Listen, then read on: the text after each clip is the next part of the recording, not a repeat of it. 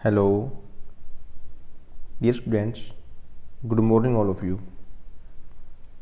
Students, हम class 9th में chapter 8 motion के बारे में पढ़ रहे हैं।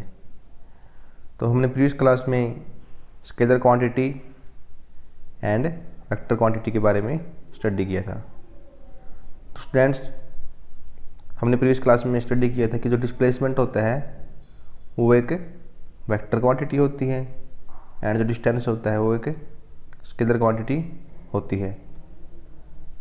तो आज हम पढ़ेंगे क्लास 9th में मोस्ट इंपॉर्टेंट क्वेश्चन है ये कि what is the difference between distance and displacement, कि इनके बीच में क्या डिफरेंस होता है। तो चलो स्टूडेंट्स स्टार्ट करते हैं। सबसे पहले पढ़ेंगे हम डिस्टेंस क्या होता है, उसके बाद पढ़ेंगे डिस्प्लेसमेंट के बारे में। तो क्या है ये? It is the path covered by object in its entire journey, कि किसी भी ऑब्जेक्ट के द्वारा या वस्तु के द्वारा जो पाथ या फिर रास्ता कवर किया जाता है उसकी जर्नी में, उसकी यात्रा के दौरान। अगर आप टोहाना से हिसार जा रहे हो तो आपके जिस बस में आप जा रहे हो तो उसके द्वारा जो डिस्टेंस से दूरी तय की जा रही है उसको हम क्या बोलेंगे? उस पाथ को हम क्या बोलेंगे? जो पाथ बस के द्वारा तय किया जा रहा है उसको हम बोलेंगे डिस्टेंस। आगे नेक्स्ट पॉइंट क्या है इसका? It is a scalar quantity.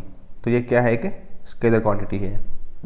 Scalar quantity के बारे में हमने प्रीवियस क्लास में पढ़ा था कि स्केलर क्वांटिटी वो होती है जो सिर्फ मैग्नीट्यूड पर डिपेंड करती हैं।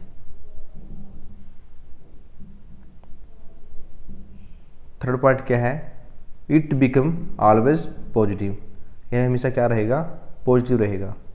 और आपने देखा होगा तो कभी ये तो नहीं होता कि कोई दूरी होती है वो नेगेटिव में होती है। कभी भी दूरी होती है वो नेगेटिव में नहीं होगी या जीरो नहीं होगी। अगर आप कुछ भी चलोगे तो हमेशा वो पॉजिटिव वैल्यू ही होगी। तो दूरी है जो हमेशा पॉजिटिव होती है, ये ना ही तो नेगेटिव होती है और ना ही जीरो होती है। फोर्थ पॉइंट क्या है? It's SI unit is metre, कि जो इसकी यूनिट है जिसमें हम इसको मेजरमेंट करते हैं इसकी, वो क्या होती है? मीटर होती है। फिफ्थ पॉइंट क्या है इसका? ऑलवेज ग्रेटर देन और इक्वल टू डिस्प्लेसमेंट, कि जो डिस्प्लेसमेंट होती है उसे हमेशा ज़्यादा या फिर उससे इक्वल होती है। तो इसका कहने का मतलब ये है कि कभी भी जो डिस्टेंस होती है वो डिस्प्लेसमेंट से कम नहीं होती, या तो वो उससे ज़्यादा होगी या फिर उसके बराबर तो जरूर ही होगी। तो डिस्प्लेसमेंट को पढ़ने के बाद हम इस पॉइंट को दोबारा से पढ़ेंगे। तो हम पढ़ रहे हैं डिस्प्लेसमेंट के बारे में कि डिस्प्लेसमेंट क्या होती है। It is the shortest path covered by object in straight line. ये क्या होता है? ये छोटे से छोटा पाथ होता है किसी भी ऑब्जेक्ट के द्वारा। जो कोई ऑब्जेक्ट जो पाथ को कवर करता है तो ये शॉर्टेस्ट पाथ होता है कि छोटा से छोटा रास्ता। अगर आप हिसार जा रहे हो टोहाना से, तो आप टोहाना से हिसार के बीच में अगर कहीं से घूम कर जा रहे हो तो आप 80 किलोमीटर डिस्टेंस कवर करोगे। लेकिन वहीं अगर आप शॉर्टेस्ट डिस्टेंस में जा रहे हो तो आप 60 किलोमीटर में वहाँ पर पहुँच जाओगे। तो जो शॉर्टेस्ट डिस्टेंस है जहाँ से आपको 60 किलोमीटर चलना पड़ेगा वो क्या होगी? डिस्प्लेसमेंट। और जो पाथ आपने 80 किलोमीटर का पाथ कवर किया है वो क्या हो जाएगा? डिस्टेंस।